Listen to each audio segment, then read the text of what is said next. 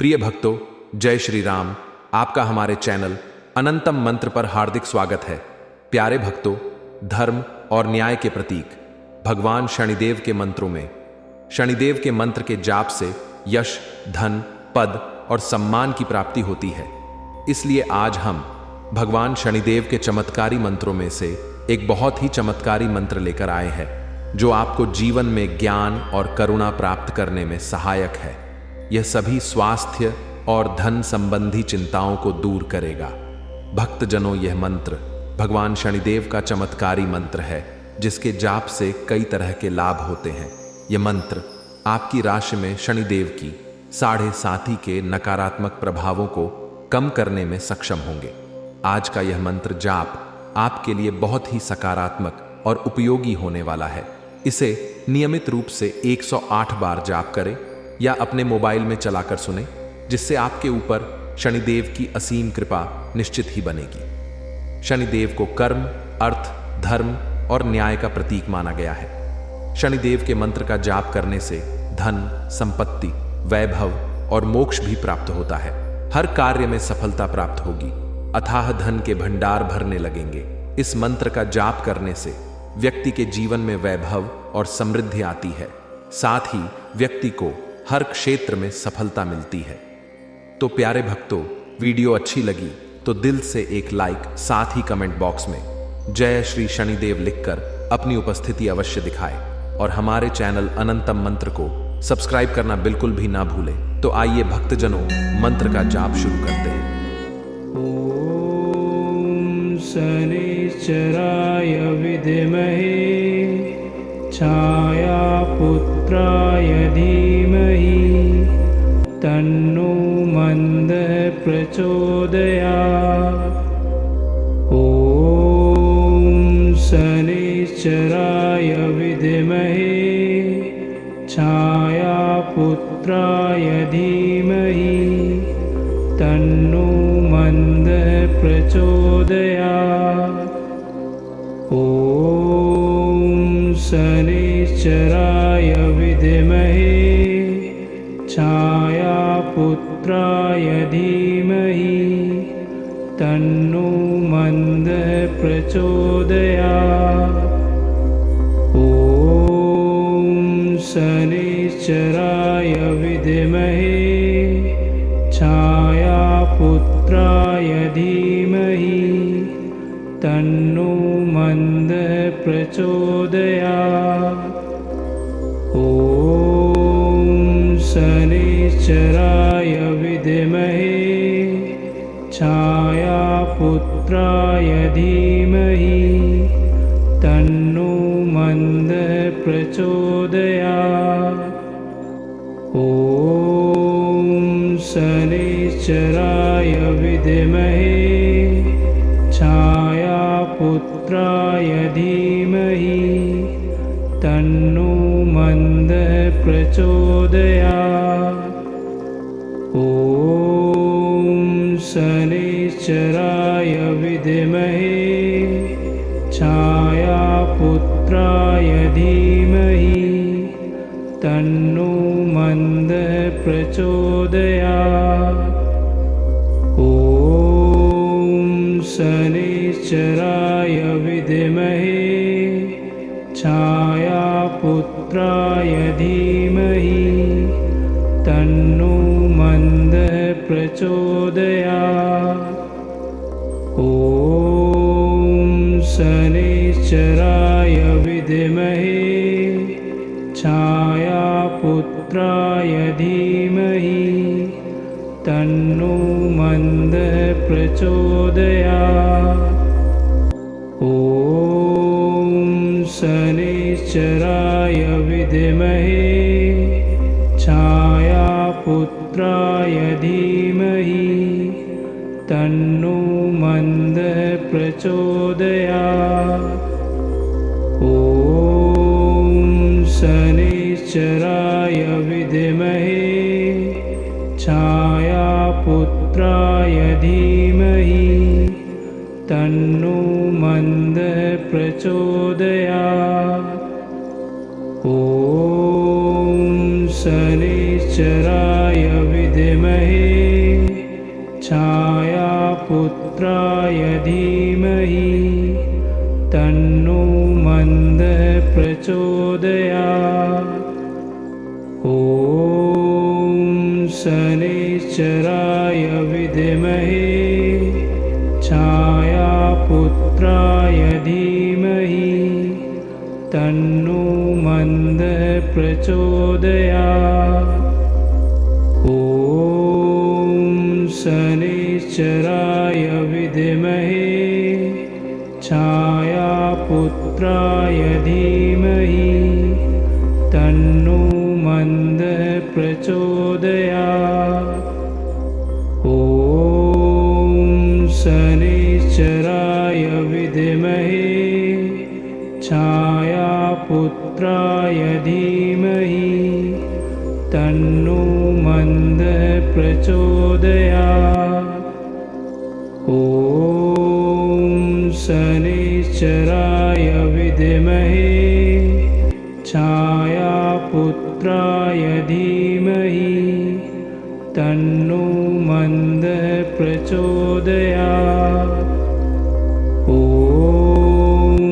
शनैश्चराय विद्महे छायापुत्राय धीमहि तन्नो मन्दः प्रचोदयात्। ॐ शनैश्चराय विद्महे छायापुत्राय धीमहि तन्नो मन्दः प्रचोदयात्। ॐ शनैश्चराय विद्महे छायापुत्राय धीमहि तन्नो मन्दः प्रचोदयात्। ॐ शनैश्चराय विद्महे छायापुत्राय धीमहि तन्नो मन्दः प्रचोदयात्। ॐ शनैश्चराय विद्महे छायापुत्राय धीमहि तन्नो मन्दः प्रचोदयात्। ॐ शनैश्चराय विद्महे छायापुत्राय धीमहि तन्नो मन्दः प्रचोदयात्। ॐ शनैश्चराय विद्महे छायापुत्राय धीमहि तन्नो मन्दः प्रचोदयात्। ॐ शनैश्चराय विद्महे छायापुत्राय धीमहि तन्नो मन्दः प्रचोदयात्। ॐ शनैश्चराय विद्महे छायापुत्राय धीमहि तन्नो मन्दः प्रचोदयात्। ॐ शनैश्चराय विद्महे छायापुत्राय धीमहि तन्नो मन्दः प्रचोदयात्। ॐ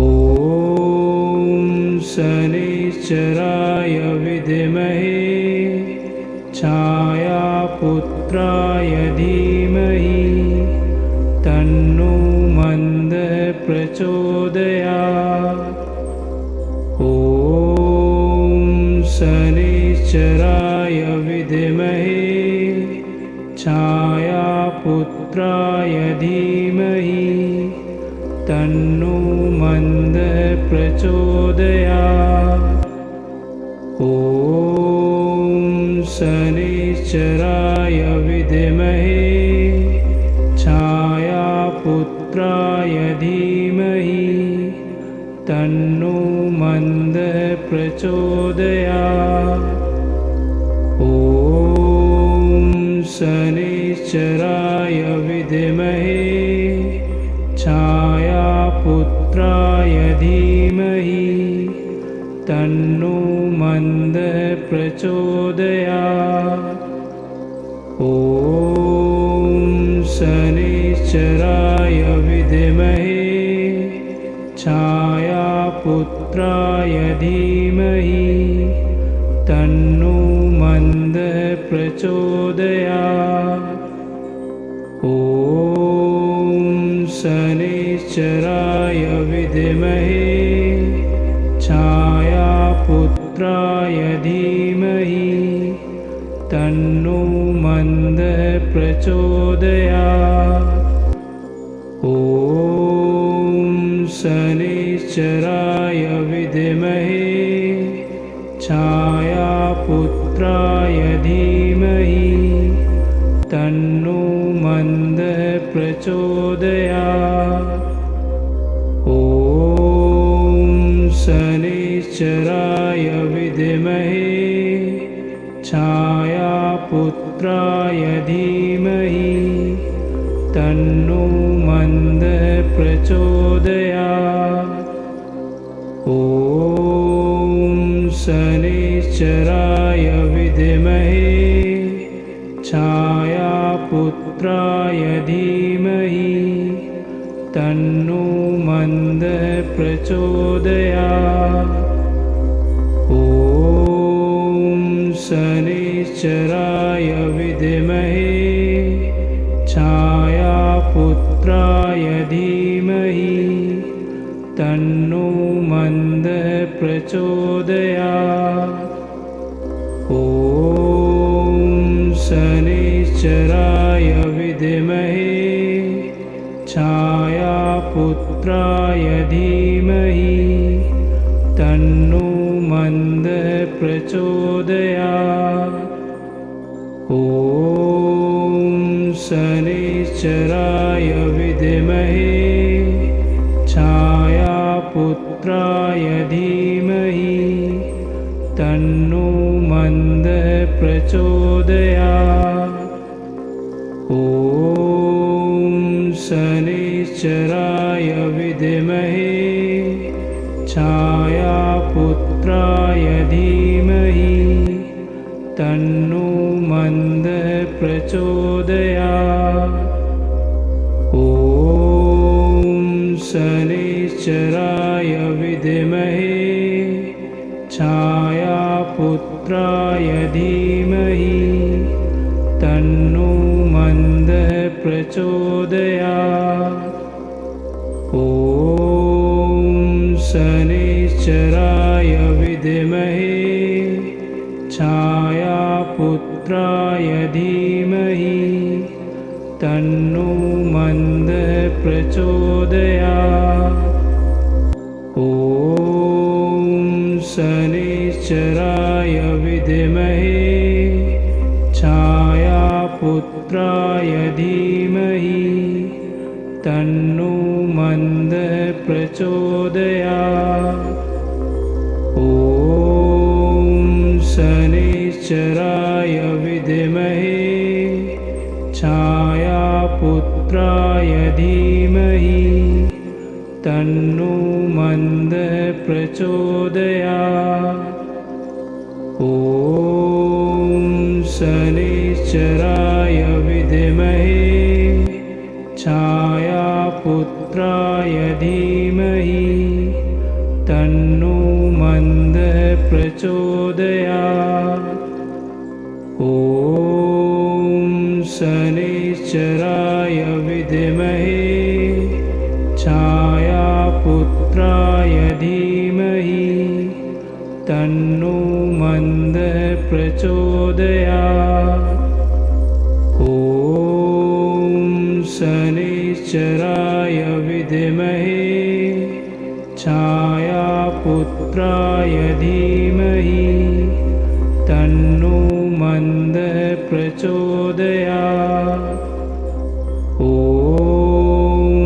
शनैश्चराय विद्महे छायापुत्राय धीमहि तन्नो मन्दः प्रचोदयात्। ॐ शनैश्चराय विद्महे छायापुत्राय धीमहि तन्नो मन्दः प्रचोदयात्। ॐ शनैश्चराय विद्महे छायापुत्राय धीमहि तन्नो मन्दः प्रचोदयात्। ॐ शनैश्चराय विद्महे छायापुत्राय धीमहि तन्नो मन्दः प्रचोदयात्। ॐ शनैश्चराय विद्महे छायापुत्राय धीमहि तन्नो मन्दः प्रचोदयात्। ॐ शनैश्चराय विद्महे छायापुत्राय धीमहि तन्नो मन्दः प्रचोदयात्। ॐ शनैश्चराय विद्महे छायापुत्राय धीमहि तन्नो मन्दः प्रचोदयात्। ॐ शनैश्चराय विद्महे छायापुत्राय